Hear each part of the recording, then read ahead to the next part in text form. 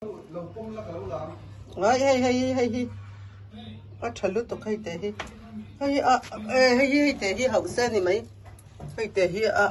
apa ni blue về hay khả năng là hay tệ hay chụp bạc sâu không có cái mà khả là tổ hay sen lúc tục hay chẳng em mà uống bụi thì là đầy đầu đó để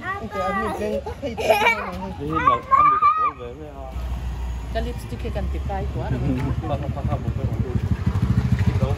trên là em Amel tại lần téo rồi Amel không ngay là cái gì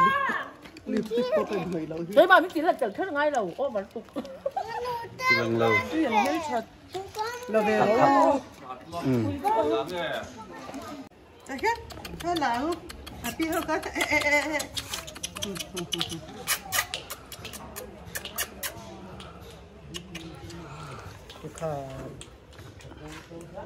anh đi tới làm chân nè.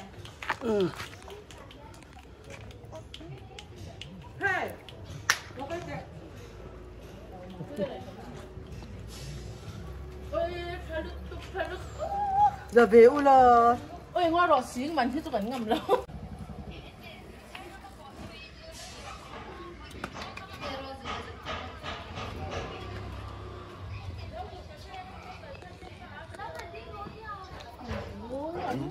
chúng phát ê thấy âm mỹ đây lần nào kêu có phải bị tưởng là bằng đầu không hay